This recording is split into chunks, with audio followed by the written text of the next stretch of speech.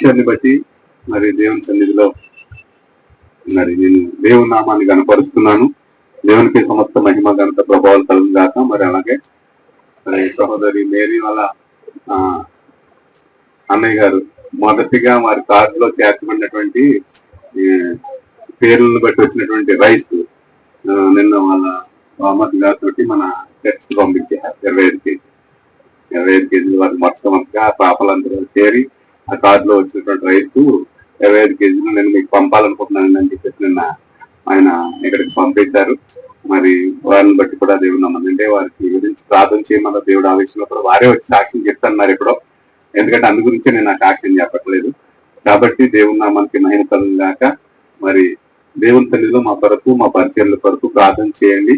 మరి 2 వారాల క్రితమే రావాలి దైవజనులు మన మధ్యకు మరి సుమన్ బాబు గారు. మరి దేవుడు ఈ సమయంలో మన మధ్య తీసుకోవడం దేవుడు తప్పు చూపించాడు కాబట్టి మరి దేవుని వాక్యాన్ని మరి విందాం. ఇంకా ఏమైనా ఎవరైనా సాక్ష్యం సిద్ధపడినట్టయితే కనుక మరి చెప్తానికి సిద్ధపడండి, లేకపోతే కనుక దేవుని స్తోత్రాలు చెప్తాం. మరి నేను చెప్పండి సాక్ష్యం దేవుని నామాన్ని కలిగినట్టుగా స్తోత్రాలు స్తోత్రాలు స్తోత్రాలు స్తోత్రాలు స్తోత్రాలు. మరి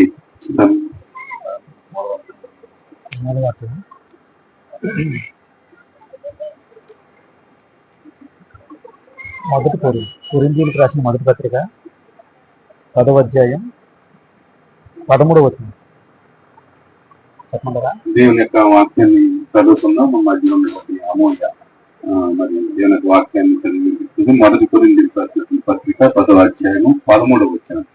దేవుని అమూల్య మరి దేవుని యొక్క వాక్యాన్ని మొదటి కొరింథీయులకు రాసిన పత్రిక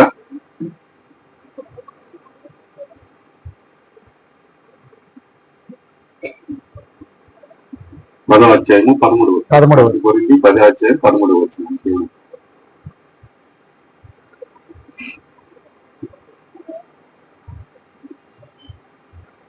సాధారణముగా మనుషులకు కలుగు శోధన తప్ప మరి ఏదియో మీకు సంభవింపలేదు. దేవుడు నమ్మదగిన వాడు, మీరు సహింపగలిగినంతటి కంటే ఎక్కువగా ఆయన మిమ్మును శోధింపబడనియ్యడు. అంతేకాదు సహింపగలుగుటకు ఆయన శోధనతో కూడా తప్పించుకుని మార్గమును కలుగజేయండి. పొద్దువాక్యం దేవుడి నుంచి దేవుడు మన ఆశ్రయించాక మరి వాక్యాన్ని చదివిన దేవుడి దాకా మరి వాక్య కొరకు మరి మనకు చిన్న ప్రార్థన చెప్పని సాక్ష్యం కొరకు వాక్య కొరకు క్లుప్తంగా చిన్న ప్రార్థన మనకు. మహోన్నతుడ, సర్వోన్నతుడ, సర్వశక్తిమంతుడ, సర్వలోకమును సృష్టించిన సృష్టికర్తమైన దేవుడి ఘనమైన నామం తండ్రి అయినా గతించిన పునరుద్ధానం నుండి ప్రభు పునరుద్ధాన దిన వరకు ప్రభు సురక్షితంగా క్షేమంగా సజీవులకు కాచి కాపాడిన తండ్రి మీకే వందనాలయ్యా. స్తోత్రం తండ్రి అయినా ఈ వారమంతా కాచి కాపాడారు తండ్రి, సాక్షులుగా నిలబెట్టుకున్నందుకు వందనాలు తండ్రి. స్తోత్రం దేవా, మీ దైవదాత్రి చెప్పిన సాక్ష్యం మీరు ఉన్నారు తండ్రి. నైనా దేవుని సాక్ష్యంగా నిలబెట్టుకున్నందుకు వందనాలు తండ్రి. నేను సభ్యుల దావతి కీర్తనలో రచించబడిన రీతిగా నా తండ్రి ఆ పాములు ప్రభా శైతాను ప్రభానైనా పారద్రోలం తండ్రి మీకు వందనాలయ్యా. స్తోత్రములు తండ్రి, స్తోత్రములు దేవా. అట్టి రీతిగా ప్రభు ప్రతి ఒక్కరిని సాక్షులుగా నిలబెట్టుకోమని ప్రభు ఇప్పుడు చదవబడిన వాక్యాన్ని బట్టి ప్రభా చదివిన ప్రభావ బిడ్డను దీవించిన ఆశ్రదించిన ప్రభు ప్రభావ వాక్యం నిలబడి తెప్పుచుండగా కలబడి మాట్లాడి ప్రభు కంఠంలో కంఠమై స్వరంలో స్వరమైంది ప్రభా ఏ తల్లి దయదాసుని ప్రభానైనా బిడ్డను ప్రభా సుమన గారిని ప్రభానైనా జ్ఞాపకం చేసుకుని ప్రభా ఆయన ఆత్మలో మీ ఆత్మ నుంచి ప్రభా వినగల చెవులు గ్రహించుకునే ఆత్మ నాకు మాకు అందరికీ దయచేయమని ప్రభా త్వరగా వచ్చిన ఎదురైన యేసు పరిశుద్ధ నామమున అడిగి వేడుకొనిచున్నాను తండ్రి. ఆమేన్.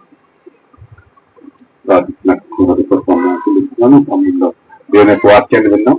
మరి మన మధ్యలో ఉన్నటువంటి మరి దైవజన్ మరి దేవుని నామానికి మహిమ కలుగును గాక.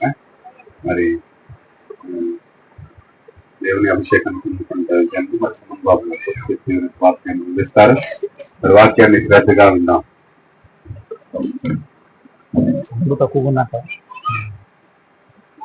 Praise the lord. దేవనామంలో అందరికీ వందనాలండి. వచ్చిన ప్రార్థన చేసుకుందాం. సర్వోన్నతుడ, సర్వశక్తిమంతుడ, స్తుతిపాత్రుడ, కృప కలిగిన దేవా, మీ ఘనమైన నామానికి వేలాది స్తుతులు స్తోత్రములు ప్రభువా. మరి ఈ సన్నిధికి ఇక్కడ ప్రభు మరి గణపవరంలో ఉన్నటువంటి సన్నిధికి మరి ఎవరైతే రావాల్సి ఉన్నారో ఇంకెవరైనా మార్గ మధ్యలో ఉన్నారో వారందరూ రావడానికి సహాయం దయచేయండి.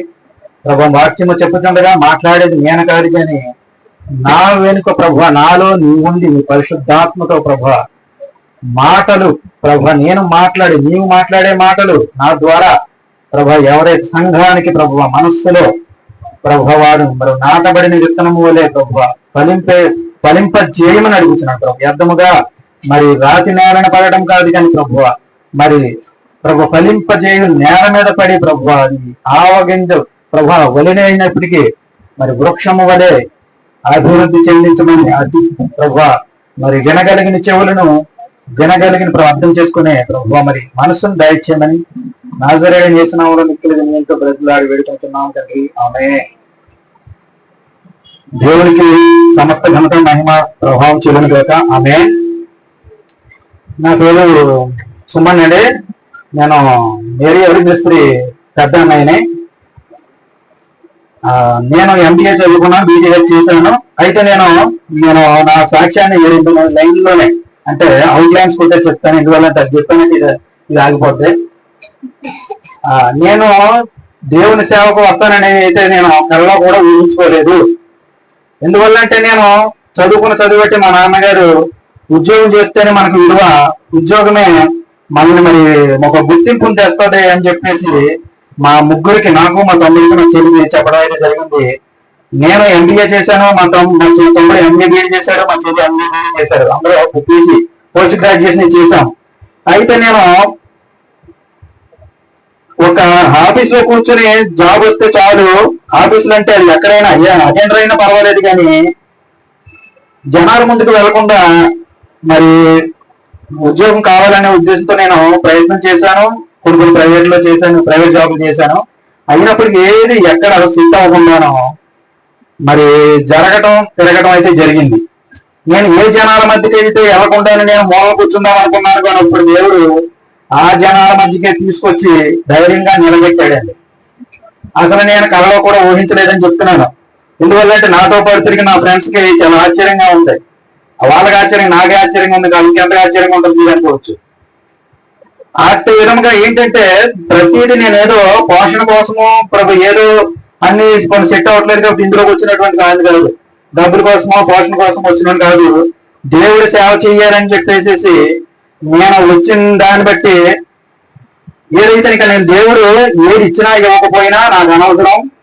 దేవుడు లాజరు చూసారా, లాజరు ఏం చేశాడు, లోకంలో చాలా శ్రమ అనిపించాడు. కానీ అక్కడ ఏమైంది, దేవుని రాజ్యంలో చోటు కలిగింది. ఆయనకి లాజరుకి ధనవంతుడికి ఇద్దరికి చాలా వ్యత్యాసం ఉంది. ధనవంతుడు ఏంటంటే ధనవంతుడు చాలా మరి ధనవంతుడు ఏంటనే పేరులోనే ఉంది కదా, చాలా ధనవంతుడు అంటే చాలా సెలబ్రిటీ, దేశంలోనే గొప్పవాడు. మరి ఆయన పేరు జీవగంధ్రంలో లేదు కానీ మరి పేద దరిద్రుడైనటువంటి లాజరు పేరు జీవగంధ్రంలో లిఖించబడి ఉన్నది. అంటే మరి అది ఎంత గొప్ప అదృష్టం చూడండి. ఈయనకి ఇచ్చిన ఆధిక్యత మరి ఈయనకి ఈ లోకంలోనే ఉన్నది. కానీ మరి లాజరుకి ఇచ్చిన ఆధిక్యత ఎక్కడ ఉన్నది, పైన, అందరికన్నా పైన ఉంది. అక్కడికి వెళ్ళటం అసలు ఎంతమంది మనం కోరుకుంటున్నాం. ఏదైనప్పటికీ మనం అక్కడికి రావాలి, అక్కడ మనకి సీట్ రావాలనుకో. దేశంలో చాలా మంది కోటేశ్వరులు ఉన్నారు కానీ వాళ్ళందరికీ అక్కడ ఉంటారనేది గ్యారంటీ లేదు. కానీ దరిద్రులైన వారికి గ్యారంటీ ఉండాలి. ఎందుకంటే వాళ్ళ పైన బాధ బట్టి వాడు మరి చేస్తే ధర్మశాస్త్రం బట్టి అక్కడ మరి దేవుడు మరి స్థానం కల్పించేటట్టుగా మనం ఆ విడశ్రమచని జరిపించిన కన్వర్సేషన్ అంటే సంభాషణ బట్టి వాక్యంలో చూసి అందరికి తెలుసు, అందరూ మనం చెప్పుకుంటున్నాం. అయితే అట్టి విధముగా నేను నీకైతే దేవ నాకు ఏం అక్కర్లేదు, ఇస్తే మేలే లేకపోతే మంచిదే అన్నట్టు నేను మరి దేవుని దాంట్లోకి రావటం, సేవలకు స్వార్థలకు రావటం ఏదైతే జరిగింది. అదైతే దాన్ని బట్టే కాదు, సాతాను నెల రోజులు నన్ను ఇబ్బంది పెట్టడం అదంతా మా ఇంట్లో అంతా జరిగింది. మరి దైవజనంలో మరి రవి గారు కూడా తెలుసు. అయితే అక్కడ అంతా మరి తర్వాత విషయంలో మరి దేవచిత్రం అయితే చెప్తాను. ప్రస్తుతానికైతే మనం వాక్యం చదువుకుంటాము. మొదట కొరింథీయులకు రాసిన అపోస్తలుడైన పౌలు గారు కొరింథీయులకు రాసిన 10వ అధ్యాయం, కొరింథీయులకు రాసిన అపోస్తలుడైన పౌలు గారు కొరింథీయులకు రాసినటువంటి మొదటి 10వ అధ్యాయం 13వ వచనం. సాధారణముగా మనుష్యులకు కలుగు శోధన తప్ప మరి ఏది మీకు సంభవింపలేదు. దేవుడు నమ్మదగిన వాడు, మీరు సహింపగలిగినంతకంటే ఎక్కువగా ఆయన మిమ్మల్ని శోధింపబడనియ్యడు. అంతేకాదు సహింపగలుగుడుకు ఆయన శోధనతో కూడా తప్పించుకున్న మార్గమును కలుగజేయను. అంటే సాధారణముగా మనం మనుష్యులకు కలుగు శోధన అంటే ఏంటంటే సాధారణం, అసాధారణం అంటే మనం అంటే తీవ్రత అనమాట. ఇది సాధారణముగా అంటే మనిషికి సాధారణం కొన్ని తలపోటు, కాళ్ళు నొప్పులు, ఒంటి నొప్పులు కొన్ని మన మనిషి కాబట్టి దేవుడు తయారు చేసినటువంటి మరి పాప లోకంలో మనిషి జీవించి ఉండటం ఏంటంటే పాప లోకంలో పడ్డాం. పాపంలో పడ్డాం కానీ మనిషి అంటే యంత్రానికి కూడా అరుగుదల తరుగుదల ఉంటది, దానికి కూడా రిపేర్ వస్తుంది ఒకసారి తయారైన తర్వాత. అటు విధంగా మనిషికి కూడా కొన్ని మరి బలహీనతలు వస్తూ ఉంటాయి. ఆ బలహీనతల్ని మనం భయపడి మరి ఇది శోధన వచ్చింది, మరి దీని నుండి దేవుడు నాకు అన్ని శోధనలే, నాకు అన్ని బాధలే అని మరి చిన్న ఇబ్బంది వచ్చిందంటే మనుషులం కాబట్టి ఒక మాదిరిగా ఉన్న వాళ్ళు అందరూ బాధపడతాం. శోధన అంటే నాకు భయమే, అయ్యగారికి భయమే, మీ అందరికీ భయమే. మా అందరికి శోధన అంటే ఎవరు ఉండదండి. కూర్చోమంటే పర్వాలేదు కూర్చుంటాం కానీ నువ్వు గంట 2 గంటలు నుంచోమంటే ఉంచోగలమా? అలాగా శోధన అనేది మనం దేవుడు పెట్టిందా ఏంటి మనం కొంచెం గ్రహించినట్లయితే సాధారణంగా మనుషులు కలుగు శోధన తప్ప మరి మీకు సంభవింప లేదు అంటున్నాడు. అంటే మనం తినడానికి చిన్న వీటికి మనం భయపడిపోయి కంగారు పడిపోతే మరి ఎలాగండి మనం అంటే ఎంతసేపు దేవుడు మనకి ఏదో మేలు ఏదో మరి మంచి చేస్తేనే దేవుడా? మరి యోగు గారికి మరి ఆయన మనకు శోధన అయితే మరి యోగు గారికి వచ్చింది ఏమంటారు? యోగు గారికి ఏమైందండి? మనకేమైంది? మన మహా అయితే శోధనలు అంటే ఏంటంటారు? 1 లక్ష రూపాయలు కోల్పోతామేమో, 2 లక్షలు కోల్పోతామేమో, లేకపోతే ఆర్థిక స్థితి బట్టి 10 లక్షలు అప్పుల పాలు అయిపోతారేమో. అంతేగాని జీవితం అంతా మరి రోడ్డు మీదకి వచ్చేసేటట్టు ఏమన్నారు కదా, లేదు కదా చాలా మందికి. అలాగా మరి శోధనలు అంటే కొన్ని ఆటలు మనం మనకి తిరిగి మనం మరి నిలబడే శక్తిని దేవుడిస్తాడు. అవి శోధనలు, సాధారణ శోధనలు అంటే కొన్ని. కానీ మరి యోగు గారికి వచ్చిన శోధనలు అంటే మరి అది మరి సాధారణం అసాధారణం ఉన్నాయి కాబట్టి మనం అప్పుడు సాధారణం చెప్పారు కానీ మరి అసాధారణం అన్నా కూడా ఏంటనేది కొంచెం చూసినట్లయితే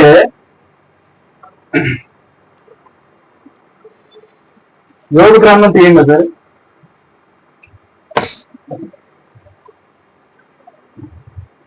యోగు గ్రంథం 1వ అధ్యాయం 13వ వచనం చదవండి ఒకసారి. ఒక దినమున యోగు కుమారుల కుమార్తెలను భోజనము చేయొచ్చు ద్రాక్షారసము పానము చేయుచుండగా ఒక దూత అతని యొద్దకు వచ్చి ఎద్దులు నాగలు దున్నుచు గాడిదలు వాటి సమీపంలో మేయుచుండగా శబాయిలు వాటి మీద పడి వాటిని పట్టుకుని పోయి ఖడ్గంతో పనివారిని హతము చేస్తుంది. జరిగినది నీకు తెలియజేయటప్పుడు ఓకేనండి నేను చెప్తాను చూడండి. జరిగినది నీకు తెలియజేయటకు నేను ఒక్కడనే తప్పించుకుని వచ్చి ఉన్నాను. నేను అతడు ఇంకా మాట్లాడుతుండగా మరి ఎదురు వచ్చి దేవుని అగ్ని ఆకాశం నుండి పడి గొర్రెలను పనివారిని గొర్రెలు పెట్టి కాల్చి వేసెను. దానిని నీకు తెలియజేయటకు నేను ఒక్కడనే తప్పించుకుని వచ్చి ఉన్నాను. నేను అతడు ఇంకా మాట్లాడుతుండగా మరి ఎదురు వచ్చి కల్దీయులు 3 సమూహములుగా వచ్చి ఒంటెల మీద పడి వాటిని కోల్పోయి ఖడ్గము చేత పనివారిని చంపిరి. నీకు దానిని తెలియజేయటకు నేను ఒక్కడనే తప్పించుకొని వచ్చి ఉన్నాను నేను.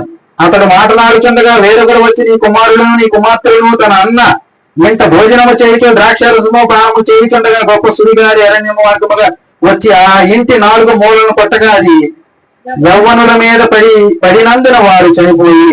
ఇదంతా ఎప్పుడు జరిగిందంటారు? ఒక రోజులోనే జరిగింది. ఇదంతా ఒక రోజులోనే జరిగింది, వెంటనే జరిగింది. మరి దీన్ని ఏమంటారు? మరి చూసారా, అసాధారణము సాధారణానికి తేడా ఎంత ఉందో. ఇది సాధారణమైన దానికి మనం కంగారు పడిపోతే మరి దీన్ని ఏమంటారు? అసాధారణమైన అనమాట. అంటే ఈ మరి యోగు గారు చూసారా మరి ఎలా వచ్చింది? ఇది అసాధారణం. మరి భయపడాలంటే ఏమన్నా చెయ్యాలంటే మరి ఇలా నివాళి మరి సాధారణమైన వాటిని మీకు వస్తున్నాయి. ఇలాంటి మరి మీరు దీనికి కంగారు పడిపోతే భయపడితే లోకానుసారంగా వచ్చే చిన్న వాటికి కంగారు పడిపోతే మీరు ఎలా అని చెప్పేసి వాక్యం మనం పరిశీలించినట్లయితే దేవుడు మనం బలపరుస్తున్నాడు. సాధారణమైన వాటికి మీరు భయపడకుడి. మీకు అంతకు మించి మీకు మరి ఇబ్బందినైతే మరి మీకు మరి ఈ శోధన వచ్చేటట్లు నేను చెయ్యను అని దేవుడు మనకి హామీ ఇస్తున్నప్పుడు మరి భూమి ఆకాశాలను తన మాటతో కలుగు చేసిన దేవుడు మరి మనం ఆయనకు మాట విలువ కూడా నమ్మాలా నమ్మకూడదా?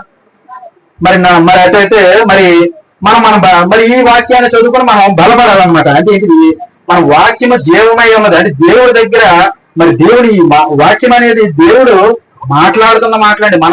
మనకి ధైర్యం చెబుతున్న మాటలు. మన విశ్వాస జీవితంలో ఇది చదివి ఈ వాక్యం చదివి మనం బలపడాలని దేవుడు మనకు బయటపరిచిన 66 పుస్తకాలు. ఇదంతేగాని మనం ఏదో రోజు మనం ప్రార్థనకి వెళ్తున్నాం, అక్కడ చెప్పేదే దీవించండి దేవా నాకు ఏ కొదువ లేకుండా చేసే అంటే కొడుకు ఒక్కొక్కసారి కదులుతూ ఉంటాడు. ఎందువల్లంటే అన్ని సమృద్ధిగా ఉంటే ఇప్పుడు నేను ఉదాహరణకి నేను అన్నీ ఉంటే నేను వచ్చేవాడిని అంటారా? నా ఉద్యోగం ఉంది, నా రూట్ సెపరేట్ అని చెప్పేసి నాకు అన్నీ ఉంటే నేను వచ్చి వాక్యం చెప్తానా చెప్పండి? అంటే దేవుడి చిత్తం కాదు.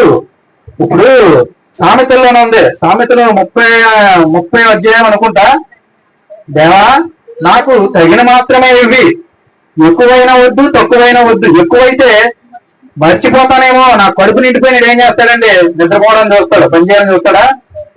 గర్విస్తాడు. అంటే ఇక నేనే గొప్పవాడిని. ఇప్పుడు అయితే అట్ల విధంగా మరి ఎక్కువైతే నిన్ను మర్చిపోతానేమో, తక్కువైతే ఆకలి బాధతో మరి నిన్ను దూషిస్తానేమో. అంటే కనీసమైన 4 నాకు అన్నం కూడా పెట్టలేదు దేవుడు, నమ్ముకున్న దేవుడు నాకేంటి అని చెప్పేసి ఆకలి బాధతో నేను నిన్ను దూషిస్తానేమో. అందువల్ల నాకు ఎక్కువద్దు తక్కువద్దు ఇలాగ సమానంగా ఉంచని చెప్పేసి వాక్యం ఉంది. అంటే చూసారా మరి ఇప్పుడు నాకు ఎక్కువ ఇస్తే నేను ఏం చేద్దునంటారా? ఇక్కడ రాకుండా ఉంది అనమాట. అంటే మరి చూసారా మరి మనం దేవుడు ప్రభువైన యేసుక్రీస్తు మరి చనిపోతున్నప్పుడు ఒక దొంగ ఏం చేశాడండి? ఆయన మాటలు నమ్మాడు. ఏంటి దేవా మరి నువ్వు దేవుడు అంటున్నావు, మరి నువ్వు సిలువేశారు కదా ఏంటంటే మరి ఆయన జరిగిన మరి ఒక సంభాషణ పెట్టి లోకరీతికి జరిగిందో మరి కొంచెం మాటలు జ్ఞాపకం లేవు.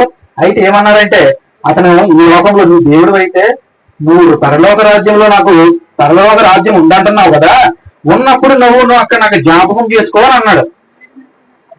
నన్ను జ్ఞాపకం చేసుకో అక్కడ అని అన్నప్పుడు ఈ దొంగ ఏం చేశాడంటే, దొంగ క్యారెక్టర్ అంటే ఎలా ఉంటది? వాళ్ళు చేసిన పనులన్నీ గొడవ పనులే ఉంటాయి కానీ మంచి పనులు ఉండవు కదా. అలాంటి వారు ఎక్కడికి వెళ్తారు? ఖచ్చితంగా నరకంలోకి వెళ్తారు. కానీ ఆయన ఏం చేశాడు?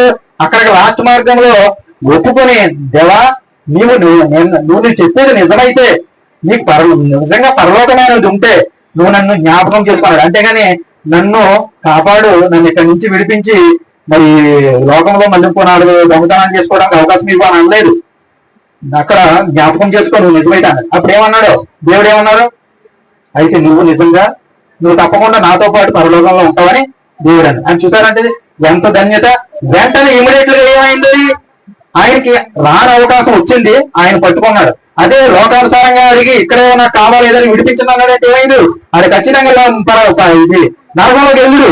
కానీ రక్షణ ఎలా వచ్చింది? రక్షణ వచ్చినప్పుడు ఒక్కొక్కసారి మనిషి జీవితంలో అవకాశం వస్తుంది. ఆ అవకాశం వచ్చినప్పుడు మనం తెలుసుకుని దాన్ని పట్టుకుంటే మనం రక్షించబడతాం. లేకపోతే మనం చూసారా నిన్ను ఆ దేవుడు కూడా కాపాడలేడు అంటాం కొన్ని పరిస్థితుల్లో. ఆ దేవుడు కూడా కాపాడలేడంటే ఇలాంటి పరిస్థితుల్లోనే కాపాడలేడు అనమాట. అట్టి విధంగా కాకుండా మరి మనం విశ్వాస జీవితంలో దినాభివృద్ధి చెందాలని మరి నేను వాక్యం ద్వారా మీకు చెప్పదలుచుకున్నాను. అలాగే మరి మూలవాక్యం ఒకసారి చూద్దాం. సాధారణంగా మనుష్యుల కోరిక శోధనకు మరి ఏది మీకు సంభవింపలేదు, దేవుడు నమ్మదగిన వాడు. దేవుడు ఎవరంటండి? దేవుడు నమ్మదగిన వాడు. దేవుడు నమ్మదగిన వాడు అంటే మనం ఎలాంటి వాళ్ళు అండి? మనం నమ్మదగిన వాళ్ళమేనా? మనం ఎవరన్నా నమ్ముతారంటారా? దేవుడు నమ్మదగిన వాడు. నమ్మదగిన వాడు దేవుడు. ఆయన ఎన్నో అద్భుత కార్యాలు చేశాడు. ఇప్పుడు అబ్రహాం గారికి ఏమి ఇచ్చాడండి? మాట. అబ్రహాం గారికి ఒక్క నిమిషం, కొరింథీయులకు రాసిన పత్రిక మొదటి కొరింథీయులకు రాసిన 1వ అధ్యాయం చూడండి. 1వ అధ్యాయం 9వ వచనం ఒకసారి చదవండి. మన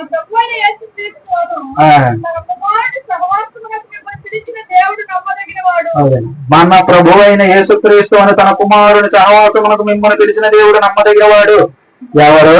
మన ప్రభు అయిన యేసుక్రీస్తు అను తన కుమారుని సహవాసమునకు, అంటే యేసుక్రీస్తు సహవాసమునకు మిమ్మును పిలిచిన దేవుడు అంటే ఎవరో? యేసుక్రీస్తు మీద ఇంకొక ఆయన ఉన్నారు, పంపిన ఆయన ఉన్నారు.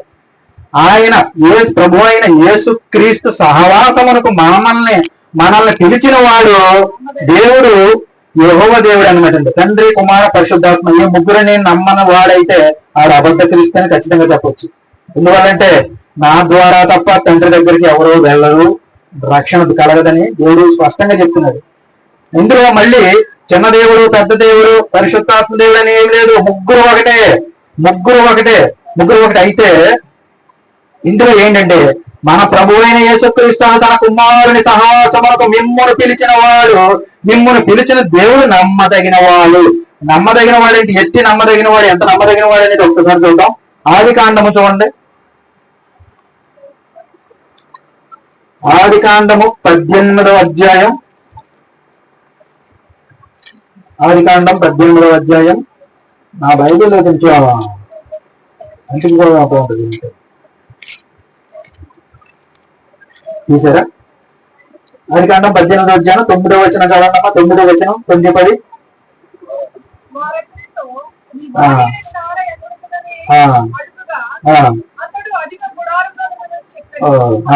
అందుకు ఆయన మీదటికి ఈ కాలమని నీ యొద్దకు నిశ్చయముగా మళ్ళా వచ్చేదను, అప్పుడు నీ భార్య అయిన శారాకు ఒక కుమారుడు కలుగునని చెప్పాను.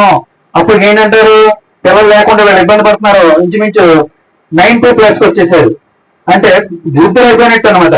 వృద్ధులైపోయినప్పుడు దేవుడు ఏం చేశాడంటే, నీకు నిశ్చయముగా కుమారుని, అంటే అప్పుడు నీ భార్య అయిన శారాకు ఒక కుమారుడు కలుగునని చెప్పాను. కుమారుడు కలిగినంటే వారికి సంతానం లేదు. ఎందువల్లంటే ఎవరో అబ్రహాము మరి దాసి హాగరు ఉన్నది కానీ సంతానం ఈయనకి లేదు.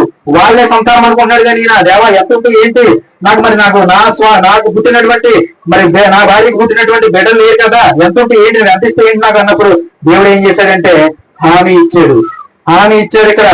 అయితే శారా ఏం చేస్తుంది, నేను ముసలిదాన్ని కదా, ఈ టైంలో అవుతుందా, ఇది ఏంటిది ఆయన ఏదో అన్నాడు కానీ చెప్పేసి మనుషులు నమ్మలే. అంటే నమ్మకాన్ని సాధారణమైనది, మరి సాధారణ మనుషులు సాధారణమైన జరిగేది అంటే వాళ్ళే నవ్వేరు, మనం నమ్మకుండా మన వెంటనే విశ్వసిస్తామని లేదండి. ఇది అసాధ్యమైంది కాబట్టి ఆవిడ ఏంటి జరుగుతుందా అనుకోండి. అయితే ఆవిడ నవ్వుతున్న మాట ఆయన దేవుడు చూసి ఏమన్నాడు, అంతటి యెహోవా అబ్రహాముతో వృద్ధురాలైన నేను నిశ్చయముగా ప్రసవించదనా అని శారా నవ్వనేలా, యెహోవాకు అసాధ్యమైనది ఏదైనా ఉన్నదా, మీదటికి కాలమున నిర్ణయ కాలమందు నీ యొద్దకు తిరిగి వచ్చేదను, అప్పుడు శారాకు కుమారుడు కలుగునెను. అంటే చూసారా, మరి తిరిగి మళ్ళీ ఇంకోసారి దేవుడు ఏం చేస్తున్నాడు, మీరు అంటే నమ్మని కార్యాలు చేయగలిగిన వాడే దేవుడు. అంటే మరి అసాధ్యమైన ఆయన చేసే అద్భుత కార్యాలు చెవికి వినపడనవి, కంటికి కనపడనవి, హృదయానికి గోచరము కాని అద్భుత కార్యాలు చేసేవాడు అద్భుత దేవుడు. మరి సర్వ సృష్టిని కలుగును గాక అని సృష్టిని అంతా కలుగుంచేసి ఒక మనిషిని మాత్రమే చేతితో చేశాడు. అందుకే మరి మనిషి మీద అంత ప్రేమ, ఆయనకి అంత ప్రాణం పెట్టాడు. అటు విధముగా మనం మరి దేవుడు ఏం చేశాడు, అబ్రహాంకి శారాకి మాట ఇచ్చాడు. ఆ మాట ప్రకారమే వారిని ఆశీర్వదించాడు. మరి నీ జనాన్ని నీ కడుపున పుట్టిన వారిని ఒక సైన్యం కింద చేస్తానన్నాడు, ఒక గొప్ప జనాంగంగా మరి చేస్తానన్నాడు. ఆ ప్రకారమే మరి జనముగా చేశారు. చేసిన తర్వాత మరి మనందరికీ మరి స్టోరీ అంతా తెలుసు, చాలా మందికి తెలుసు. మరి అందువల్లే బైబిల్ చదవడం మంచిది అంటారంటే, బైబిల్ని చదివే వాళ్ళు కూడా కామాల పులిస్టాపులు లేకుండా చదవద్దండి. ఎందువల్లంటే దేవుడు మనతో మాట్లాడడానికి ఒక చక్కని మార్గం అనమాట. అందువల్ల మనం అర్థం కాకపోతే రెండోసారి చదవటం మంచిది. మనం 1-2 సార్లు చదివినట్లయితే దేవుడు మనతో ఖచ్చితంగా మాట్లాడతాడు. నాతో మాట్లాడినట్టు దేవుడు మీతో కూడా మాట్లాడతాడు. మన తాత ఉండేది మీతో కూడా అందరూ ఉంటారు. ఇక్కడ చాలా మంది మరి కొన్ని ఇబ్బందులతో మరి ఏంటంటే మనం హాస్పిటల్కి ఎవరు వెళ్తారండి, ఇబ్బందితో ఉన్నవాళ్ళు వెళ్తారు. అన్ని ఉన్నవాడికి హాస్పిటల్ అక్కర్లేదు, దేవుడు కూడా అక్కర్లేదు, అంతేనంటారా? ఇప్పుడు మీద ఆరోగ్యం ఉందండి, ఏది కొడుకు లేదు, అన్నీ ఉంది. కొన్ని చోట్ల నేను చూశాను. ఎందువల్లంటే దేవా ఇప్పుడు వరకు నేనేం అడగలేదని ఉంది. మనుషులు ఎవరు కాదు, దేవా ఇప్పుడు వరకు నేనేం అడగలేదు అంటే ఏం అడగాను, అడిగే అవసరం లేకుండా చేసేది దేవుడు. మరి అడగనవాడు ఏం చేస్తారో ఇతర కార్యక్రమాల్లోకి వెళ్తారు. అవసరం ఏం చేస్తారు, హాస్పిటల్కి వెళ్తాడు. అవసరం లేనివాడు ఏం చేస్తాడంటే అవసరం ఉన్నవాడు ఏం చేస్తాడు, మరి అది అటు విధముగా మరి దేవ ఇప్పుడు వరకు నేను ఏం అడగలేదు కానీ ఇప్పుడు ఇది నేను అడిగింది మాత్రం చెయ్యి అనే సందర్భాలు కొంతమంది జీవితాల్లో నేను చూశాను. వాళ్ళు ఇప్పటి వరకు ఏం అడగలేదంట దేవుడిని. ఇవాళ వాళ్ళని ఎంత హెచ్చించాడో దేవుడు వాళ్ళని. మరి చర్చించినప్పుడు ఏం చేస్తున్నారు వాళ్ళు? అదంతా మా వల్లే జరుగుతుంది అనుకుంటున్నారు తప్పించి ఇది దేవుడు గొప్ప వల్ల జరిగింది అనుకుంటున్నా. అంటే సరే ఓకే. మరి 2 తిమోతికి రాసిన 2 తిమోతి చూడండి.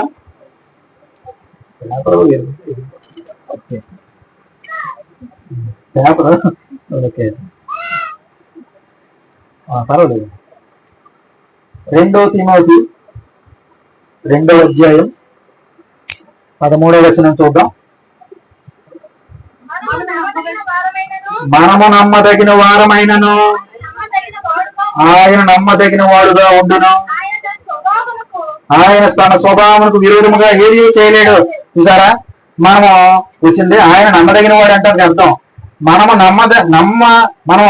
నమ్మలేనటువంటి వాడు. ఎందువల్ల మన స్వభావం, మనం భయభక్తి ఏంటంటే మన స్వభావం అది.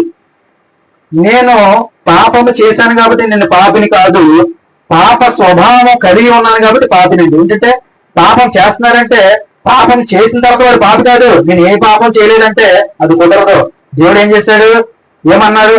నేను దేవుడు తప్ప ఎవరు పరిశుద్ధుడు కాదు అని అంటే ఏంటి అర్థం? నేను ఏ పాపం చేయలేదండి, ఎవరికి అన్యాయం చేయలేదండి, నేను చాలా పరిశుద్ధుడిని అంటారు. పరిశుద్ధుడు కాదండి. పాపము చేయలే, నేను పాపము చేశాను కాబట్టి పాపిని కాదు, కానీ పాప స్వభావం కలిగి ఉన్నాడు. అంటే దేవుడు మరి అవ్వ ఆదాము చేసినటువంటి క్రియ మొత్తం జనాల మీద, మొత్తం భూమి శాపగ్రస్తమైంది అనమాట. ఆ శాపగ్రస్తమైన దాన్ని భూమి మీద శాపం అయిపోయినప్పుడు భూమి మీద పుట్టినాడు ఏమవుతాడు? ఒక ఇంట్లో ఒక దెయ్యాల గుంపలో ఉన్నవాడు అందులో ఉండగలిగినాడు. ఏమవుతుంది? ఏం మనస్తత్వం ఉన్నవాడు? ఆ దెయ్యాలు కలిగిన ఉన్నవాడే ఉండగలిగిన అక్కడ ఉండగలుగుతాడు. అంతేగాని లేనివాడు ఉండలేదు, పరిశుద్ధులు ఉండలేదు కదా. అట్టి విధముగా ఈ పాపము సంబంధించినటువంటి లోకములో పుట్టిన ప్రతి వారిని పాపమే. అంటే పరిశుద్ధుడు అనేది ఎవ్వరూ లేరు. కానీ మన స్వభావం ఎలా ఉన్నదంటే పాప స్వభావం కలిగి ఉండే మన మాటలు ఎలా అంటే నమ్మలేను అంటారా? అంటే మన మాట ఇస్తే దాని మీద నిలబడలేము. మన మాట ఇస్తే నిలబడలేము. మనం కొంతమంది జీవితాల్లో చిన్నదానికి పెద్దదానికి అబద్ధాలు ఆడుతూ ఉంటారు. అది మరి దీనికే కదా అబద్ధం ఆడుతున్నారు అనుకుంటారు కానీ మరి అది కూడా పాపమే కదండి. మరి మనుషులు ఒక మాట చెప్పి ఒకరి దగ్గర ఒక మాటలు మాట్లాడతారు. నాకు తెలిసిన కొంతమంది మిత్రులు ఉన్నారు, ఏదైనా ఫంక్షన్కి వెళ్ళినప్పుడు ఏదైనా చేస్తే ఎవరైనా వస్తున్నప్పుడు లేచి వాళ్ళకి నమస్కారం చెప్తారు. వీళ్ళు వెళ్ళిపోతున్నప్పుడు మరి రెండో కోణం అనమాట, వీడిక నమస్కారం చెప్పాలి అని ఎన్నో నేను ప్రత్యక్షంగా చూసిన సందర్భాలు ఉన్నాయి. చూసారా? మరి వాళ్ళ దగ్గర మరి ఎలా మాటలు మరి ఎలా యాక్ట్ చేస్తున్నారు, మళ్ళీ వెళ్ళిపోయిన తర్వాత ఎలా మాట్లాడుతున్నారు. అంటే చూసారా, మనిషి స్వభావం ఎలా ఉన్నది? నమ్మలేనిదిగా ఉన్నది. మరి దేవుడి స్వభావం ఎలా ఉన్నది? నమ్మదగిన స్వభావము. ఆయన తన స్వభావానికి విరోధముగా ఏది చేయలేడు. మన స్వభావం ఏంటంటే నమ్మలేని స్వభావం కాబట్టి మనం మంచి చేయడానికి ఆలోచిస్తాం. కానీ ఆయన ఏంటి? ఆయన స్వభావం నమ్మదగినది. ఆయన స్వభావానికి విరోధంగా ఏది అంటే మనం పాదులమైనప్పటికీ ఆయన మన పక్షాన మేలు చేయడానికే చూస్తున్నాడు కానీ కీడు చేయడానికి చూడలేదు. అందువల్లే ఎంత పాప అయినప్పటికీ నా దగ్గరకు వస్తే నిన్ను నేను క్షమిస్తాను, నన్ను నా దగ్గర నేను చేర్చుకుంటానని హృదయం అనే తలుపు దగ్గర మరి ఆయన తలుపు కొడుతున్నాడు. కానీ మనం ఏం చేస్తామంటే టైం లేదు, ఇంకా టైం ఇంకా అవలేదు కదా, నీకు ఇంకా కొంత టైం ఉంది, మరి మిగతా కార్యక్రమాలు కూడా నేను చూసి అప్పుడు తలుపు తీస్తానని చెప్పేసి మనం ఏం చేస్తున్నామంటే తలుపు తీయకుండా మరి ఆయన్ని అక్కడ నుంచోబెట్టి మరి వెయిట్ చేస్తాం, వెయిటింగ్ లిస్ట్ లో పెడుతున్నాం అనమాట. కానీ ఆయన ఏం చేస్తాం, ఒక్కసారి నీవు పాపాన్ని స్వభావం అంతా ఒప్పుకొని మరి నా దగ్గరకు వచ్చినట్లయితే నేను ఆ పాపాలన్నీ క్షమిస్తానని అంటున్నాడు.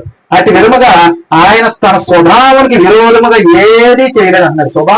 ఆయన స్వభావం ఏంటంటే నీతికి రాజు అయిన మరి ఆయన స్వభావం మరి రక్షించే స్వభావం. లేకపోతే మనకి ఎవరు మన గురించి ఏమంటే ప్రాణం పెట్టాడు, రక్తం కార్చాడు. చూసారా, మనం ఏమైనా మాట అంటే మనం ఏమైనా అంటే ఊరుకుంటామండి? మన మాట అంటే ఊరుకుంటామా? ఊరుకోము. ఇమీడియట్లీ గా మనం రియాక్ట్ అయిపోతుంది. ఎందుకు? మన స్వభావం అలాంటిది, మనం పాప స్వభావం అలాంటి వాళ్ళు. మరి దేవుడు ఏం చేస్తారు? మరి అంత చేసినప్పుడు దేవుణ్ణి చెంప మీద కొట్టినప్పుడు ఏమైంది? మన కనీసం ఎవరైనా గమని రోడ్డు మీద వెళ్తుంటే గమని టచ్ అయితే చూసుకుని వెళ్ళొచ్చు కదా అంటాం. ఏంటంటే మన స్వభావం అది. మరి ఆయన ఏం చేశారు? కొట్టారు, చెంపతో కొట్టారు, పొడిచారు. ఆయన చేసిన కార్యాలన్నీ మరిచిపోయారు, ఏమైపోయారు పాపంతో వాళ్ళు మెల్టింగ్ అయిపోయారు అనమాట, కలిసిపోయి ఇమ్మీడియట్ గా మరి ఆ స్వభావాన్ని ఏం చేస్తారు చూపించారనమాట. మరి అప్పుడైతే ఆయన దేవుడు ఏం చేస్తారంటే, దేవుడు నిజంగా మరి నిజంగా ఉగ్రతం చూపిస్తే అసలు తట్టుకోవడానికి అది బుర్రని మిగులుతుంది అక్కడ. మరి అలాంటిది ఆయన ఏం చేశారు, కనీసం ఏమీ లేకుండా దేవా మరి వీళ్ళు ఏం చేస్తున్నారో వీళ్ళకి తెలియదు, అందుకు వీరిని క్షమించు. అసలు మనిషి ఆ మాట వింటే హృదయాన్నమన్నా ఉన్నవాడు ఎవడైనా ఇక మానకుండా ఉండడండి. దేవా వీటిని పొడుస్తున్న వాళ్ళని, కొట్టుతున్న వాళ్ళని, ఉమ్ముతున్న వాళ్ళని, దేవా వీరేం చేస్తున్నారో వీరికి తెలియదు, దయచేసి వీరిని క్షమించు అనే మాట వచ్చిందంటే అది మామూలుగా ఎవరైనా అనగలరండి? ఎవరైనా అన్నారా? మనిషి అన్నవాడు ఎవరైనా అన్నారా? అనలేదు. పోనీ ఎవరైనా ఇతర అన్యుల దేవుళ్ళు ఏమైనా అన్నారా? దెబ్బకు దెబ్బ తీయమని అన్నారు ఉందా? మరి ఈ మాట చెప్పామంటే మన వాళ్ళు రెచ్చిపోతారు. అందువల్ల మనం సరిలేదు, దాన్ని మనం దూరంగా వెళ్దాం. ఆర్డర్ చేస్తారా? అలాగే మన జీవితంలో ఏంటంటే, మన విశ్వాస జీవితంలో మరి దినదినాభివృద్ధి చెందాల్సిందే. మరి ఈ వాక్యాన్ని బట్టి నేను చెప్పదలుచుకున్నాను. అలాగే మన జీవితాలు కొన్ని మరి అడ్డంకులు వస్తాయి. ఎందువల్లంటే మనము రక్షించబడాలని మరి సాధారణుడు మరి మనకి ఇష్టపడట్లేదు. ఎందువల్లంటే మరి ఆయన లిస్టులో జాయిన్ అయ్యామనుకోండి, ఎందువల్లంటే ఆయన ఏం పట్టించుకోడు. కానీ ఆయనకి వ్యతిరేకంగా మరి దేవుని నడవడికి మంచి మార్గాన్ని నడుస్తున్నామని ప్రయత్నం చేస్తే మరి అపవాది ఏం చేస్తాడో, వీడు మరి నా లోకంలో కాకుండా దేవుడి లోకంలోకి వెళ్ళిపోతాడో. దేవుడి మీద పగ సాధించాలంటే మరి మనుషుల మీద పగ సాధిస్తేనే కదా దేవుడిని సాధించగలను అని చెప్పేసి దేవుడు ఏం చేస్తాడంటే,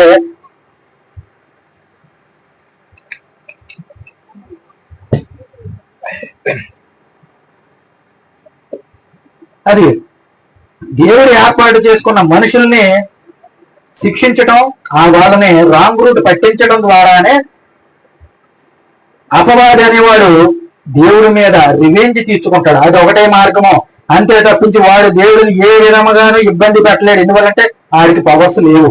వాడు మనల్ని భ్రష్టు పట్టించి మనల్ని నరకానికి తీసుకెళ్లి మనల్ని దేవుడి మీద విరోధముగా యుద్ధం చేయాలంటే ఏం చేయాలంటే, ఆయన ఇష్టపడి చేసుకున్న మనుషుల్ని మరి వాడున్న ప్లేస్, ఎందువల్లంటే వాడితో పాటు మరి మనల్ని కూడా అక్కడ తీసుకెళ్తే, మరి ఇదిగో నీవు చేసుకున్న మనుషులు నాతో పాటు ఉన్నారు, నన్ను పడేసావు కానీ ఇదిగో నీవు చేసుకున్న మనుషులు కూడా నాతో పాటు నేను తీసుకొచ్చాను, చూడు ఎవరి బలం ఎంత ఉందని నిరూపించడం కోసం దేవుడు చేసే మరి అపవాది మరి తంత్రాల్లో మనం వాడికి అవకాశం ఇవ్వకూడదు. అందువల్లే మనం మరి కనిపెట్టి ప్రార్థన చేసి విశ్వాస జీవితంలో మనం దినదినాభివృద్ధి చెందాలి. అంతేగాని ప్రతిసారి వాక్యం వింటున్నామో వదిలేస్తున్నామో మరి వెళ్ళిపోతున్నామో, మనము మరి బలపడింది ఏంటంటే మరి అన్యులకి మిగతా మనకి బయట వారికి మనకి తేడా ఉండాలంటే ఏంటంటే మనం తేడా చూపించాలంటే మన విశ్వాసంలో అది ఒక్కటే మార్గం. దేవుడిచ్చిన ఆయుధం ఏంటంటే, సాతానుని గెలవడానికి దేవుడిచ్చిన ఆయుధం ఏంటంటే ప్రార్థన చేస్తేనే అది పోతుంది. ఫస్ట్ ఏం చేస్తుందంటే భయపెడతాది.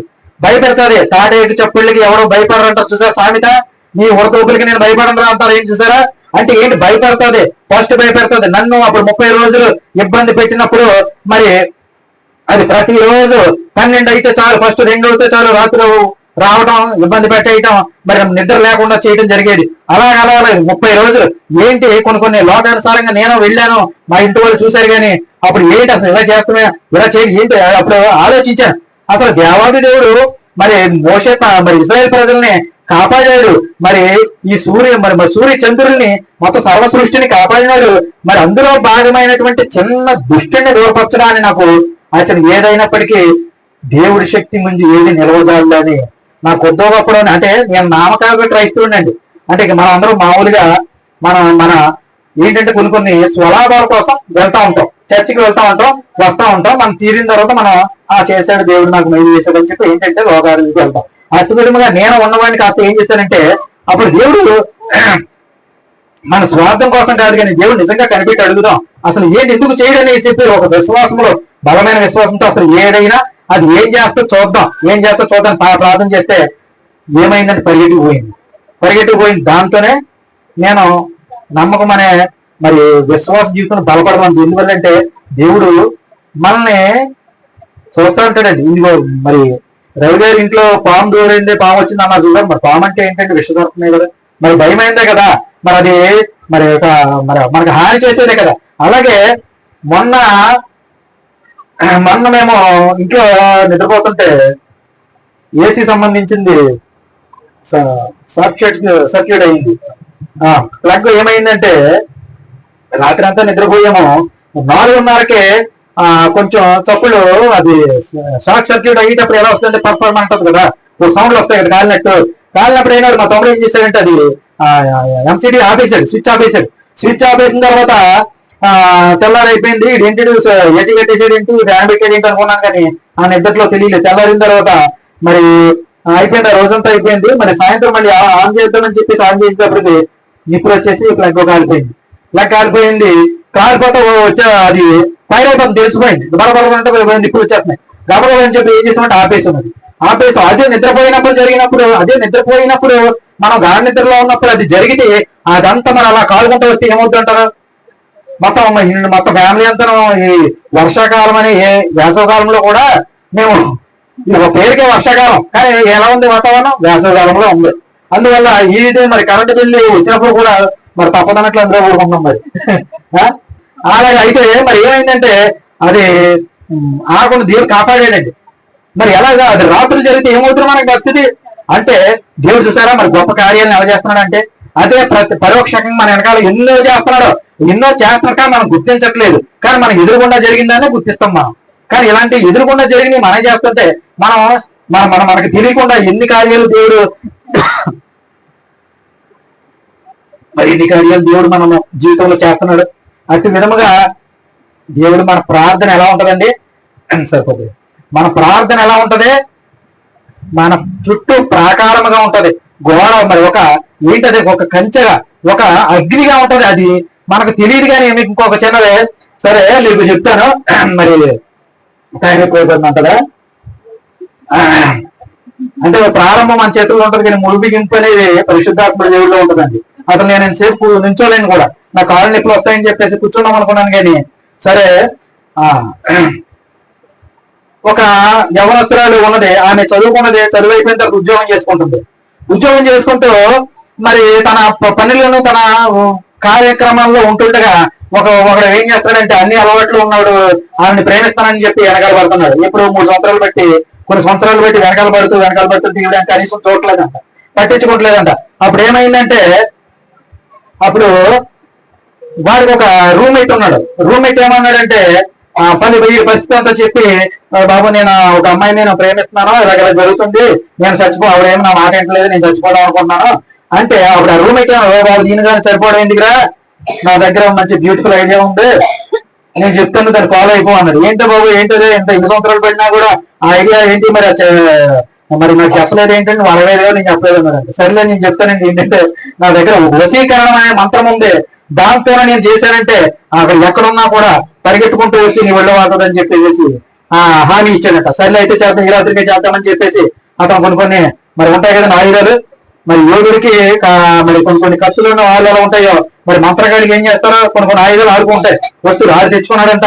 అయితే పని ఏం చేయాలంటే, మనం ఆవిడకి దూరంగా కాదు కానీ ఆవిడ ఇంటి ఎదురుకుండా మనం ఒక ఇల్లు అద్దెని తీసుకొని ఉండాం, అక్కడ నుంచి మొదలెడితే మన కార్యక్రమం దగ్గరికి ఉంటుందని చెప్పేసి ఆవిడ ఏం చేస్తుందని చెప్పేసి అక్కడ ఉండడం మొదలెట్టాడంట. అయితే ఉండడం మొదలెట్టి ఆ రాత్రి నుంచి ఆవిడ పూజలు చేస్తుంటే, ఆవిడ ప్రార్థన చేసుకుంటాం, ఆవిడ రోజువారీ కార్యక్రమాల్లో ప్రార్థన చేసుకుంటాం, పడుకుంటాం అవుతుంది.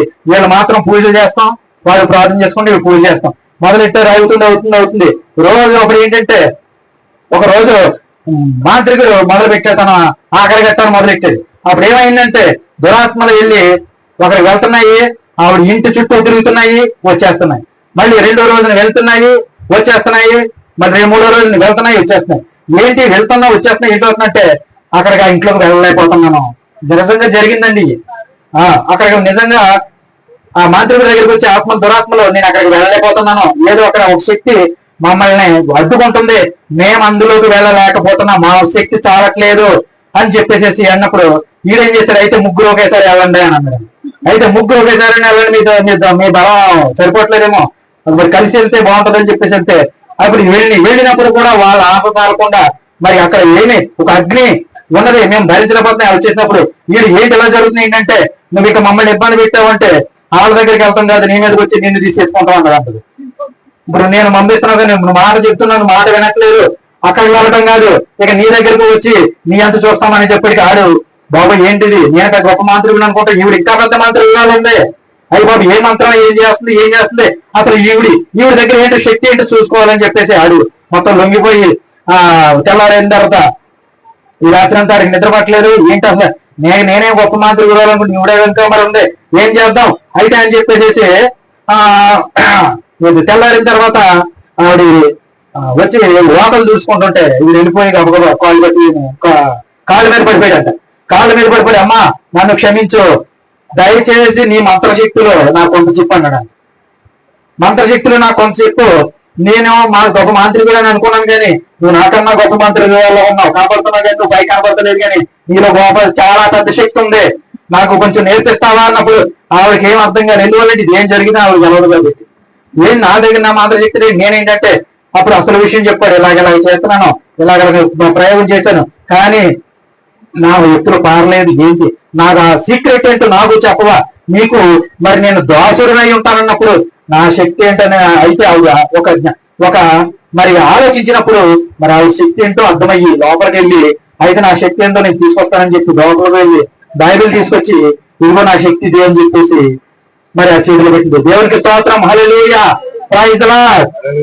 మరి చూసారా ఆవిడ శక్తి ఏంటో తీసుకొచ్చి చెప్పి నా శక్తిదే, అయితే ఈ శక్తిని నువ్వు స్వీకరించు, నీకు ఈ శక్తి వస్తుంది అన్నప్పుడు అతను ఏం చేశాడండి, అతను చేసి ఇమ్మీడియట్లీ అతను కూడా ఏమయ్యాడు, మారిపోయాడు, సువార్తికుడు అయ్యాడంట. దేవునికి స్తోత్రం, హల్లెలూయా. చూసావు గొప్ప కార్యాలు మరి ఒక మాంత్రికుడు ఎలా జరగటం అనేది ఇలాంటి ఎన్నో ఉన్నాయి సంఘటనలో. ఇలాంటి ఊరికే జరగవండి, ఊరికే కార్యాలు జరగవు. ఎందువల్లంటే దేవుడు మహిమపరచబడానికి కొంతమందిని సెలెక్ట్ చేసుకుంటాడు, అది ఊరికే జరిగేది కాదు. ఆయన ఏంటంటే కొన్ని మరి కార్యాలు మరి జనంలో మరి బయలుపరచడానికి మరి కొన్ని నశించిపోవడం మరి దేవుడికి ఇష్టం లేదు కాబట్టి, ఏ ఒక్క ఆత్మ మరి నశించిపోవడం దేవుడికి ఇష్టం లేదు కాబట్టి మరి ఏం చేస్తారండి, దేవుడు కొన్ని సూచక్రియలు చేస్తారు. నేను లోకరక్షకుని సువార్త మినిస్ట్రీస్ అనేది ఒక యూట్యూబ్ ఛానల్ నడుపుతున్నాను. అందులో మరి నరకం పరలోకం అనే ఒక కాన్సెప్ట్ లో చెప్పినప్పుడు చాలా మంది ఆశ్చర్యపోతున్నారు. ఎందువల్లంటే ఇది నిజమా అన్నట్టు నిజమే దేవుడు కొన్ని చేస్తాడు, కొన్ని ప్రాంతాల్లో చేస్తాడు. మనల్ని రక్షించడానికి మన ఇండియాలో మనల్ని రక్షించడానికి మనల్ని ఎవరండి రక్షకుడు? మోసే ఇశ్రాయేలు ప్రజలందరినీ రక్షించడానికి ఎవరు వచ్చారు? ఐగుప్తీయులు దాస్యులు 4 బందీల నుంచి వాళ్ళ చేతుల నుంచి విడిపించడానికి ఎవరు వచ్చారు? మోషే గారు. దేవుడు మోషే గారిని ఏర్పాటు చేశారు. కానీ అలాగే మనం అనగబడినటువంటి ఈ వర్గాలని పైకి తీసుకురావడానికి మరి మన బాధల్ని మన పడుతున్న బాధలన్నీ చూసి మరి ఎవరిని ఏర్పాటు చేశాడు అనుకుంటారు? దేవుడు అంబేద్కర్ గారిని ఏర్పాటు చేశాడు. చూసారా అంబేద్కర్ మరి మన ఆయన లేకపోతే మనకి ఐడెంటిటీ ఉందా? అసలు ఉన్నదా? అలాగా ఒక్కొక్క ప్రాంతాల్లో మరి అలాగే నెల్సన్ మండేలా నల్ల జాతీయులు అమెరికాలో మరి నల్ల జాతీయుల్ని ఏసరించి వాళ్ళ బాధితులుగా ఉన్నప్పుడు వాళ్ళని బయటికి తీసుకురావడానికి ఎవరు వచ్చారు? Nelson Mandela. అలాగే కొన్ని ప్రాంతాల్లో దేవుడు ప్రేరేపించి వారిని వాళ్ళ బాధ చూడలేక వాళ్ళని పైకి తీసుకొస్తానికే చేస్తారు. అలాగే మనం మొత్తం మరి మానవాళిని పైకి తీసుకురావడానికి మరి రక్షణ మార్గంలో కల్పించడానికి దేవుడు తీసుకొచ్చిన మార్గం ఏంటనుకున్నారు? సువార్త మార్గం. ఇదే బైబిల్ మనకి మార్గము, నేనే మార్గం, నేనే సత్యం, నేనే జీవం అన్నాడు. అటు విధముగా దేవుడు మనం మరి జీవ మార్గంలో నడవాలని నా మాటలు మరి నేను చెప్పుచున్నాను. అలాగే సాధారణంగా మనుష్యులు కలుగుకోవడం తప్ప మరి ఏది మీకు సంబంధించలేదు. దేవుడు నమ్మదగిన వాడు, మీరు సహింపగలిగినంతకంటే ఎక్కువగా ఆయన మిమ్మల్ని శోధింపబడనించాడు. అంతేకాదు సహింపగలుగుటకు ఆయన శోధనతో కూడా తప్పించుకునే మార్గం కలుగు చేయడం. శోధనతో కూడిన మరి ఆయన తప్పించుకోవడం కూడా మార్గాన్ని ఆయన చూపిస్తారనిగా ఉంది. మరి ఏంటంటారు మార్గాన్ని? అంటే గాయము చేయబడి నేనే, గాయము కట్టుబడి నేనే అని అన్నారు. అంటే ఏంటంటారు? శోధన ఒకవేళ తీసుకొచ్చినటువంటి మరి శోధన ఎప్పుడు మరి బైబిల్లో దేవుడు తీసుకురాడండి, దేవుడు అనుమతిస్తాడంటే. శోధన పెట్టేది ఎవరంటే అపవాది. దేవుడు ఏం చేస్తాడంటే అనుమతిస్తాడు, అంటే అడ్డుకోకుండా చూస్తాడు. సరిగా ఎంతకాలం నిలబడతాడు? మరి యోగుని మరి శోధించినవో అపవాది. మరి అపవాది శోధిస్తే దేవుడు ఏం చేశాడు? కంచెని తీశాడు తప్పించి దేవుడు శోధించలేదు. దేవుడు ఈ శోధనలన్నీ మనకి దేవుడి వల్ల వస్తున్నాయి, దేవుడు నమ్ముకోవటం వల్ల శోధనలు వచ్చినాయి అంటున్నారు. కానీ దేవుడు శోధించడం కాదు, దేవుడి దగ్గరికి వెళ్తున్నావని సాతాను శోధిస్తుంది. ఎందువల్లంటే ఆ మార్గంలో నువ్వు వెళ్ళటం సాతానికి ఇష్టం లేదు కాబట్టి సాతాను శోధిస్తాడు, కానీ దేవుడు శోధించడు. అంటే మనం నీతిలో ఉన్న వారికి ఏంటంటే సాతాను వస్తాడు. కానీ సాతాను ఫస్ట్ మరి కొన్ని శోధనలు తెచ్చినట్టుగా తీసుకొచ్చినప్పటికీ మనం ఏం చేయాలంటే మరి వాటిని అధిగమించే శక్తి దేవుడు ఇచ్చాడని కాబట్టి మనం నమ్మాలి. అతి మరి నమ్మకం మరి ఆ విశ్వాసం ఎక్కడి నుంచి వస్తుందంటే బైబిల్ చదవటం ద్వారా వస్తుంది. బైబిల్ తీసి మనం రోజు ధ్యానించినట్లయితే మనకి అతి విశ్వాసం జరుగుతుందని నేను మీకు ఖచ్చితంగా చెప్పగలుగుతున్నాను. అలాగే మరి తీసుకు మరి ఒక్క రెఫరెన్స్ తీసి నేను మరి ముగిస్తాను. కీర్తనల గ్రంథము, కీర్తనలు 125 చూడండి. 125 నేను ఒకే చదువుతాను. నీతిమంతులు మూడవ వచనం, నీతిమంతులు పాపం చేయడం తమ చేతులు చాపకొందినట్లు భక్తిహీనులు రాజదండము నీతిమంతుల స్వాస్థ్యమైన ఉండరు. అంటే నీతిమంతులు పాపం చేయటం అంటే ఇక్కడ ఎక్కడ ఉన్నది? సాధారణంగా మీకు సంభవింపజు మరి ఏమీ మీకు సంభవింపలేదు, మీరు నమ్మిన దేవుడు నమ్మదగిన వాడని. దానికి అర్థం ఏంటంటే నీతిమంతులు మరి శోధనలు కలగడం వల్ల, శోధన రావడం వల్ల ఏం చేస్తారు? నీతిమంతులు పాపానికి వెళ్ళిపోతారేమో. అంటే మరి నీతిమంతులు పాపానికి వెళ్ళడానికి, పాపం చేయడానికి చేతులు చాపకుండినట్లు, మరి పాపం చేయటానికి దేవుడు చేతులు చాపకుండినట్లు నీతిమంతుల్ని రక్షిస్తాడని ఉన్నది. అంటే భక్తిహీనుల రాజదండం అంటే ఏంటనుకుంటున్నారంటే, భక్తిహీనుల రాజదండం అంటే దుష్టుల అధికారము. దుష్టుల అధికారము, దుష్టులు ఏం చేస్తారు? దుష్టులు మరి అధికారంలో ఉన్న దుష్టులు ఏం చేస్తారంటే నీతిపరుల మీద ఏదో విధమైనటువంటి కొన్ని కష్టాలను కల్పించి వాళ్ళని చెరపాలని చూస్తారు. అయితే మరి వాళ్ళకి ఇబ్బందులు కలిగించడం వల్ల ఏం చేస్తారంటే ఆ శ్రమలకు తట్టుకోలేక వాళ్ళు ఏం చేస్తారంటే మరి పాపము వైపు చేతులు చాపకుంటున్నట్లు. అంటే వాళ్ళ కష్టాలు వచ్చినప్పుడు మనం ఏం చేస్తాం? మనకి అపవాది అనేవారు కష్టాలు ఇచ్చినప్పుడు ఏం చేస్తామంటే మనం దానిని పక్కన పెట్టేసి మనం కూడా ఏం చేస్తాం? లోక రీతిలో వెళ్ళిపోతాం. అలా వెళ్ళిపోవటానికి దేవుడు ఏం చేస్తాడు? నీతిమంతులు పాపము చేయకున్నట్లు, నీతిమంతులు పాపం చేయటం తమ చేతులు చాపకుండినట్లు. చూసారా? నీతిమంతులు పాపం చేయటానికి తమ చేతులు చాపకుండినట్లు భక్తిహీనుల రాజదండము నీతిమంతుల స్వాస్థ్యం మీద ఉండదు. అంటే భక్తిహీనులు మరి ఏర్పాటు చేసిన వాళ్ళ అధికారం మీద దేవుడు మన మీద పడకుండా కాపాడేవాడుగా ఉన్నాడు. అంటే స్వాస్థ్యం మీద ఉండదు. అంటే వాళ్ళు మన మీద అధికారం చేయాలనుకుంటున్న వారైతే వాళ్ళ అధికారాన్ని చెల్లనివ్వకుండా మనల్ని దేవుడు కాపాడేవాడిగా ఉన్నాడు. అటు విధంగా ఒక్క నిమిషం నేను చెప్తాను. మరి షడ్రకు మెషకు అబేద్నెగో గురించి తెలుసు కదా? ఆయన ఏం చేశారు? రాజు ఏం చేశాడు? ఒక విగ్రహాన్ని ఏర్పాటు చేసి దానికి మొక్కమన్నాడు. అప్పుడు వాళ్ళు ఏం చేశారు? నీవు ఏం చెప్పినా వింటాం కానీ నువ్వు చెప్పిన మాటలు మాత్రం అది మాత్రం ఏమి చెయ్యము అన్నారు. అయితే మీరు చేయని వాళ్ళు ఎవరున్నారని కొంతమంది మరి గ్రహించినప్పుడు వాళ్ళు మరి ముగ్గురు తీసుకురండి, వాళ్ళు చేయట్లేదు, అయితే వాళ్ళని తీసుకొచ్చి అగ్నిలో పడేయడం అన్నప్పుడు వాళ్ళు ఏం చేశారు? ఆ శోధన కలుగుతున్నప్పుడు కూడా ధైర్యంగా ఉన్నారంటే దేవుడు మాకు సహాయం చేస్తాడు. ఒకవేళ దేవుడు మాకు సహాయం చేయనప్పటికీ, దేవుడు మమ్మల్ని రక్షించినప్పటికీ మేము మాత్రం నీవు చెప్పిన పని మాత్రం మేము చేయరు. అదే విశ్వాసం మనం కలిగి ఉండాలి. అంతే తప్పించి మరి శ్రావణ కలిగిందని చెప్పి మనం తగ్గిపోతే, మనం వెనక్కి వెళ్ళిపోతే, మరి మనం పోరాడకుండా మనం వదిలేస్తే దేవుడు గొప్పవాడని మనం నమ్మినట్లేనా? దేవుడు మరి గొప్పవాడని నమ్మినట్లయితే మరి కాపాడుతాడని కూడా నమ్మాలి కదా. మరి అట్టి విశ్వాసం లేకపోతే మన విశ్వాసం అర్థమండి మనం క్రైస్తవులు అంటించుకుంటా కూడా వేస్ట్. ఎందువల్లంటే దేవుడు మనకు అన్ని ఇస్తాడు. ఎందువల్లంటే మనం నీతిమంతులు ఇబ్బంది పడతాం, మరి వాళ్ళు ఇబ్బంది పడుతుంది దేవుడు చూడదు. ఎందువల్లంటే ఆయన స్వనీతికి విరోధముగా ఏది చేయదు. అట్టి విధముగా మనం విశ్వాసం కలిగి దేవా నువ్వు నీతిమంతుడివి, నువ్వు సర్వోన్నతుడివి, నాకు సహాయం చేయని అడిగితే ఖచ్చితంగా మరి నా జీవితంలో, మీ జీవితంలో మరి ఇక్కడికి వచ్చినటువంటి వారు ఎంతో మంది మరి ఇబ్బందులతో, ఇరుకులతో, సమస్యలతో, బాధలతో, మరి కొన్ని మరి శారీరకమైన సమస్యలు, ఆర్థికమైన సమస్యలు, మరి కుటుంబ సంబంధించిన ఎన్నో మరి ఇబ్బందులు వచ్చే ఉంటాయి. ప్రతి వారికి, మనిషి అన్న వాడికి అందరికీ ఉంటాయి. ధనవంతుడికి ఉండే ఇబ్బందులు ధనవంతుడికి ఉంటాయి, మరి దరిద్రుడికి ఉండే ఇబ్బందులు దరిద్రుడికి ఉంటాయి. వాడినేమో తిన్నదరగదు, మనకేమో తినడానికి ఉండదు అన్నట్టు. మరి ఆడికి ఇబ్బందులు లేవు అనుకుంటాం, లేదు. వాడికి ఉండే ఇబ్బందులు, ఆడేమో ఆస్తులు కాపాడుకోవడానికి ఇబ్బందులు పడతాడు, మన ఆస్తులు కూడబెడతానికి ఇబ్బందులు పడతాం. ఏదైనప్పటికీ దేవా నాకు చాలినంత మట్టుకు ఇచ్చేయి, అంతే తప్పించి నీకు ఎక్కువ వద్దు, తక్కువ చేయకు అనేటట్లు మన విశ్వాసం జీవితంలో మనం ముందుకెళ్ళినట్లయితే మనల్ని దేవుడు ఖచ్చితంగా కాపాడతాడని దేవాది దేవుడు నేను ప్రార్థిస్తున్నాను. అలాగే నేను చెప్పినటువంటి మరి మాటలలో నేను చెప్పినట్టు వాక్యాన్ని మరి మీరందరికీ అర్థమైందని, అలాగే నేను చెప్పినటువంటి విశ్వాసం సంబంధించిన వాక్యం మీరు జీవితాల్లో మరి రాతి నేలను పడినట్లు కాకుండా మరి ఒక సారవంతమైన భూమిలో పడి మొలిచి మరి ఫలింప చేస్తాడని దేవుడు నేను విశ్వసిస్తున్నాను. మనం నమ్మిదగిన మన దేవుడు ఎవరండి? సర్వోన్నతుడైన సర్వశక్తిమంతుడు, ఏదైనా చేయగలిగినాడు. అట్టి కృప ధనిత మనకు ఇక్కడ వచ్చిన వారందరికీ మరి దేవుడు తన కృపా కాపుదల తోడుగా ఉండమని ఉంచాలని నేను ప్రార్థిస్తూ మరి నా వాక్యాన్ని నేను ముగిస్తున్నాను. మరి చిన్న ప్రార్థన చేసుకుందాం. సర్వోన్నతుడైన సర్వశక్తిమంతుడి దేవాది దేవ, మీ ఘనమైన నామానికి వేలాది స్థితులు స్తోత్రములు ప్రభువా. మరి గణభోర గ్రామంలో నేను రావడానికి ప్రభువా మరి 2 వారాల క్రితమే నేను మరి ఇక్కడ మరి చెప్పాలని నేను సిద్ధపాటు కలిగి ఉన్నాను. అయితే కొన్ని అనివార్య కారణాలు రాకపోవడం అయితే జరిగింది.